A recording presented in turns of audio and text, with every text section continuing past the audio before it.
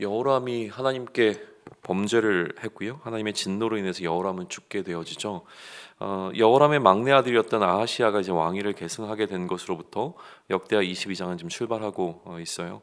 21장에서 이 여호아하스는 여호시아는 여호아하스, 그러니까 이 아하시아가 여호아하스라고 이름이 기록이 되어져 있는데 두 이름은 이제 같은 이름으로 이제 해석이 됩니다. 그래서 여호와라고 하는 단어와 아하스라고 하는 단어를 합쳐서 여호아하스라고 이제 부르게 되는데, 여호와는 이제 하나님이라는 뜻이고 아하스는 소유하다, 붙잡다라는 의미를 갖고 있어서 이 여호아하스라고 하는 의미는 이제 하나님께 붙잡힌, 하나님이 붙잡으신다 뭐 이런 의미를 좀 갖고 있는 이름이에요.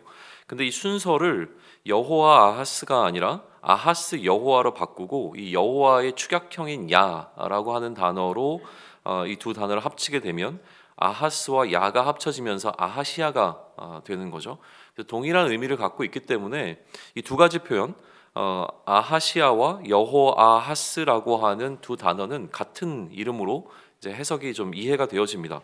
근데 문제는 뭐냐면 오늘 본문의 6절에 보게 되면 이 아하시아가 아사리아라고도 기록이 되어져요. 그래서 이거를 이제 오기로 볼 것이냐, 아니면 실제로 이 아하시아가 두 개의 이름을 갖고 있었는 것으로 해석할 것이냐에 있어서는 뭐 합의가 좀 이루어지지 않았습니다. 근데 대부분은 아마 이제 사본을 기록하는 과정에서 잘못 기록된 표현일 것이다라고 이제 이해는 하고는 있습니다. 아무튼 이 이름 때문에 헷갈리지 않으셨으면 좋겠는데 21장에 나오게 된 여호아하스가 지금 22장에서는 아하시아로 기록이 되어 있고, 특별히 6절에서는 아사랴라고도 기록되고 있다는 점만 좀 기억하시면 갑자기 이제 여러 사람의 이름 때문에 헷갈리지 않으실 것 같아서 이 부분은 좀 짚고 넘어갑니다. 중요한 것은 이 아하시아가 여호람의 막내 아들이었다는 사실이에요. 그러니까 막내가 왕위에 오른다라고 하는 것은 그 위에 여러 명의 형제들을 제치고 이제 왕자에 오르게 된 것인데, 실제로 어떻게 그러한 과정이 있었느냐에 대해서는 하나님의 진노로 인해서 아버지 여호람이 죽을 때에 그의 다른 모든 아들들도 죽었기 때문이라고 하는 설명이 덧붙여져 있습니다. 그러니까 결국 형들이 모두 죽어서 막내가 왕위에 오를 수밖에 없었다라고 하는 것을 이 1절은 우리에게 알려주고 있습니다. 그리고 이 아하시아에 관한 정보가 2절에서 좀 더 제공이 되죠. 왕위에 오를 때의 나이가 42세라고 기록이 되어져 있어요. 근데 실제로 이 열왕기 하 8장에서부터 10장까지의 이 아하시아에 관한 기록이 더 상세하게 기록이 되어져 있는데, 거기에 보게 되어지면 아하시아의 등극의 나이가 22세로 되어 있습니다.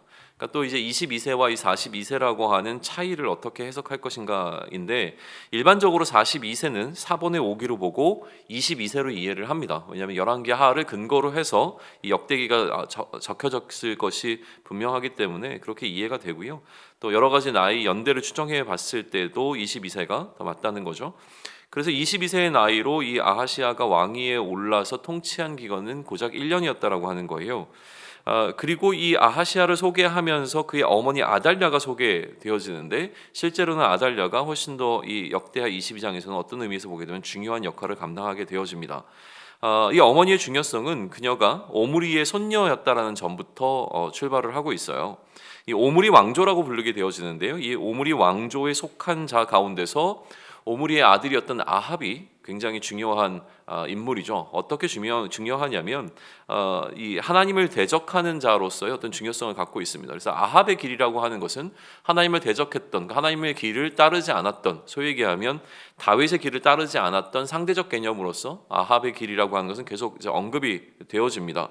그러니까 오므리의 왕조에 속한 자였고, 오므리의 아들이었던 아합과 아합의 아내였던 이세벨의 딸이라고 하는 그 배경 가운데서 지금 아달랴가 소개되고 있는 거죠. 이 어머니가 아하시아의 통치에 영향력을 행사하게 됩니다. 어머니로 인해서 아하시아는 다윗의 길이 아닌 아합의 길로 행하게 되었다라고 하는 것이 지금 이 설명인 거예요.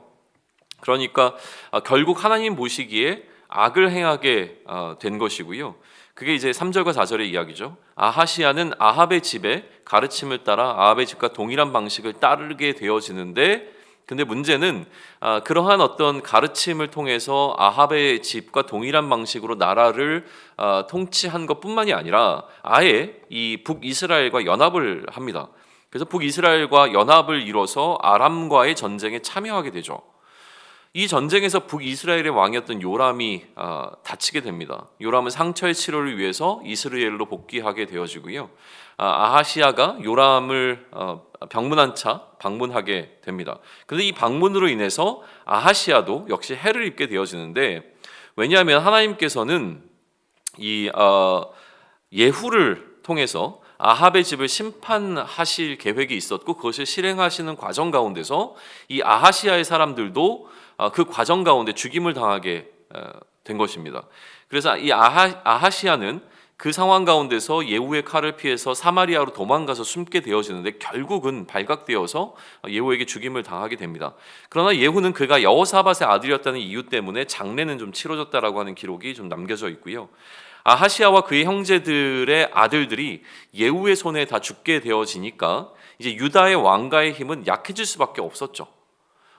그러니까 이 상황 가운데서 아하시아의 어머니였던 아달랴가 유다 왕족의 남은 자들을 모두 죽이는 이제 행위를 시작을 합니다. 하지만 아하시아의 누이였던 여호사부앗이 동생의 아들 중에서 요아스를 유모의 침실에 숨겨서 이 죽임으로부터 이제 보호를 하게 되는 거예요.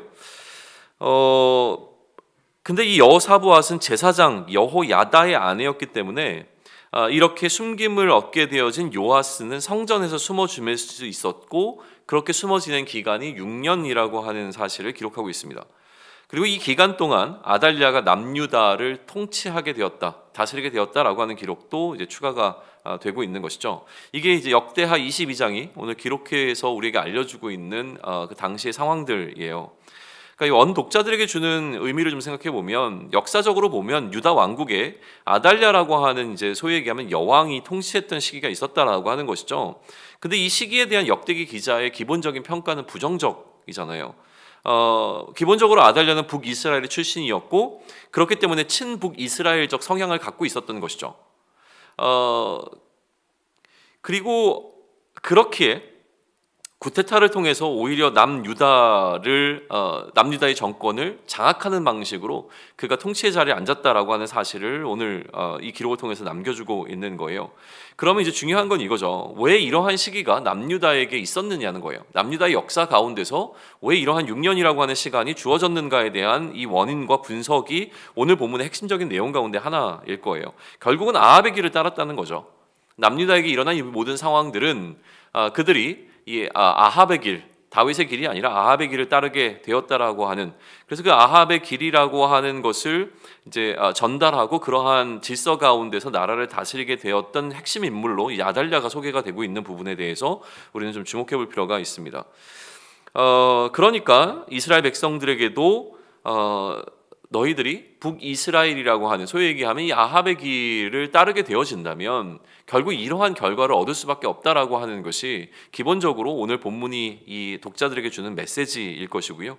오늘을 살아가는 우리들에게도 동일하겠죠. 우리가 하나님의 길, 하나님께서 우리에게 허락하신 그 다윗의 길을 따르지 아니하고 하나님을 대적하는 이 아합의 길을 따르게 되어지면 우리에게 임하게 될 하나님의 진노가 무엇인가라고 하는 부분을 선명하게 드러내주는 것이 오늘 본문이 우리에게 주고자 하는 일차적인 메시지일 겁니다. 그렇게 오늘도 우리가 서 있는 길이 어디인가를 좀 분별할 수 있는 우리의 지혜가 있어서 오늘 여러 가지 상황 가운데서 우리가 그리스도의 질서라고 하는 하나님의 길 가운데 서서 나아갈 수 있는 한 날을 좀 보낼 수 있기를 소망합니다.